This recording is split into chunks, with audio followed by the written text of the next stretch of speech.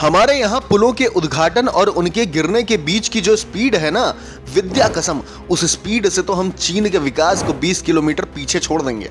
वहां पुल बनते देर नहीं लगती और हमारे यहाँ पुलों पर सेल्फी खिंचवाते ही वह विकास की समाधि ले लेता है।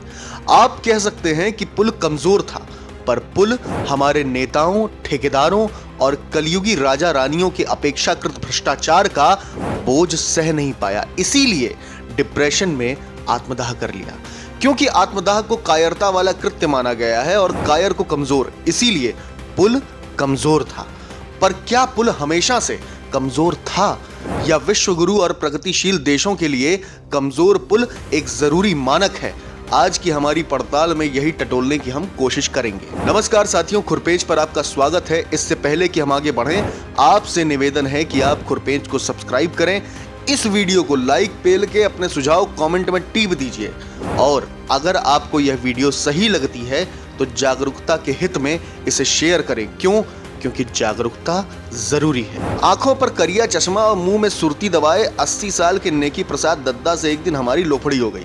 उनका कहना था कि अंग्रेजों का बनाया पुल हमारी आज की सरकारों द्वारा बनाए गए पुल को टीली लीली करता है। वहीं आज के पुल की एक्सपायरी डेट दूध के पैकेट से कम है, तो हमने सोचा क्यों ना आज की पड़ताल यहीं से शुरू की जाए। दरअसल यह एक कड़वी विडंबना है कि जहां अंग्रेजों के जमाने में बने 150 साल पुराने पुल आज भी भारी ट्रैफिक का बोझ सीना ताने सह रहे हैं, वहीं आधुनिक तकनीक से बनाए गए हमारे आज के पुल उद्घाटन का फीता कटने से पहले ही ताश के पत्तों की तरह ढह जा रहे हैं। अगर हम 2014 के बाद की स्थिति पर नजर डालें तो कम से कम 8 बड़े ऐसे हादसे मिलते हैं जो व्यवस्था की पोल खोलते हैं। बिहार का अगवानी सुल्तानगंज पुल, जिसकी अपेक्षित आयु 100 वर्ष की थी, निर्माणाधीन रहते हुए ही वह 3 बार गिर गया।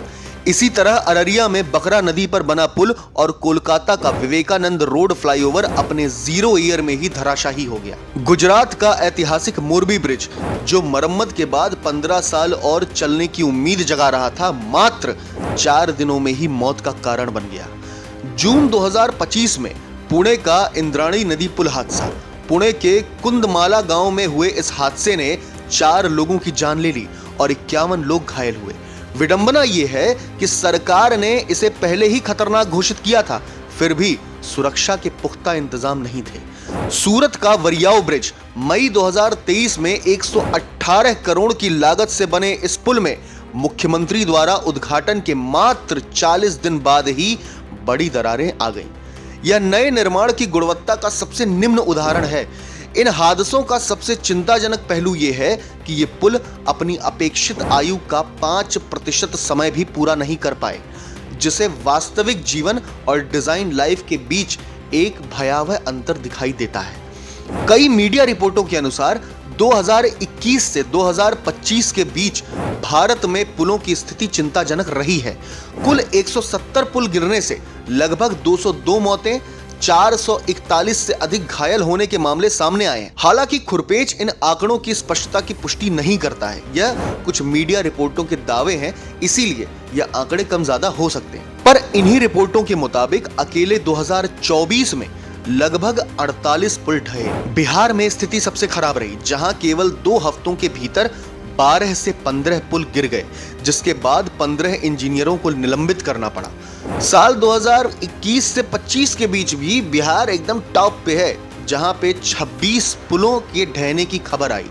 इसके बाद उत्तराखंड 25 पुलों के ढहने के साथ हिमाचल प्रदेश में 17 और गुजरात में यह नंबर 16 का जाता है।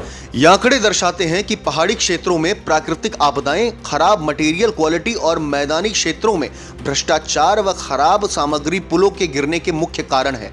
यहां तक कि मध्य प्रदेश के इंदौर में एक 75 साल पुराने ओवरब्रिज के गिरने का दोष नगर निगम ने चूहों पर मढ़ दिया।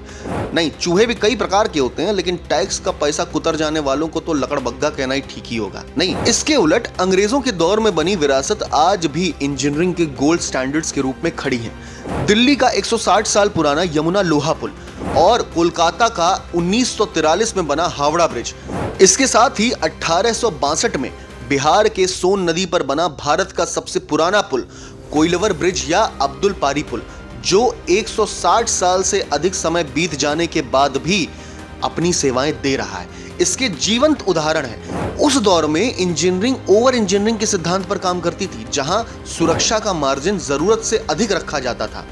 ब्रिटिश इंजीनियरों ने रॉट आयरन और उच्च गुणवत्ता वाले पत्थरों का उपयोग किया और नदी के हाइड्रोलॉजिकल व्यवहार का सटीक अध्ययन किया। आज के दौर में कॉस्ट कटिंग यानी लागत कम करने की होड़ और घटिया निर्माण सामग्री ने पुलों की नींव को कमजोर कर दिया है, जबकि पुराने पुलों में इस्तेमाल की गई सामग्री आज भी जंग और कटाव के खिलाफ खड़ी है। यही नहीं, यदि आपको ऐसा लग रहा है कि भारत जैसा विश्वगुरु और प्रगतिशील देश ऐसा कर सकता है, तो उसका सबसे अच्छा तरीका है कि देश दुनिया के तमाम वो देश जो भारत के विकास से कई किलोमीटर पीछे हैं, उन देशों का खराब ब्रिज डेवलपमेंट और मैनेजमेंट पर एक नजर डाल लिया जाए। जापान के पुलों में रियल टाइम सेंसर्स लगे होते हैं जो सूक्ष्म से सूक्ष्म दरार की सूचना तुरंत कंट्रोल रूम को दे देते हैं। अमेरिका और कनाडा में NBIS यानी नेशनल ब्रिज इंस्पेक्शन स्टैंडर्ड्स के तहत हर 2 साल में अनिवार्य निरीक्षण होता है। कनाडा में यह अंतराल अधिकतम 540 दिनों का है, जबकि चीन अब अपने नए हाईवे ब्रिजेस के स्ट्रक्चरल हेल्थ मॉनिटरिंग यानी SHM सेंसर्स का उपयोग कर रहा है, जो पुलों के स्वास्थ्य का डेटा रियल टाइम में भेजते हैं। चीन में यदि कोई पुल अपनी निर्धारित अवधि से पहले गिरता है, तो वहां की लायबिलिटी फॉर लाइफ नीति के तहत संबंधित इंजीनियरों और ठेकेदारों को उम्र भर के लिए जिम्मेदार ठहराया जाता है। वहीं भारत में इसके विपरीत अक्सर कागजी कार्रवाई के बाद वही कंपनियां नए नाम से दोबारा टेंडर हासिल करने में सफल हो जाती हैं। भारत में पुल गिरने के बाद ही जांच समितियां बनाई जाती हैं। अब मीठी सच्चाई यह है कि हमारे यहाँ प्रिवेंटिव मेंटेनेंस की जगह रिएक्टिव अप्रोच अपनाई जाती है। और हिंदी के प्रसिद्ध व्यंग्यकार शरद जोशी जी कह गए हैं कि पुल गिरने के बाद जो जांच समितियां बैठती हैं, वह पुल बनाने से भी ज्यादा खर्चीली और लंबी प्रक्रिया होती है। खैर, इस प्रक्रिया में अगर जनता अपने टैक्स से माननीय आकाओं, ठेकेदारों और कलयुगी राजाओं को मलाई ना कटवा सके, तो लानत है ऐसी देशभक्ति पर।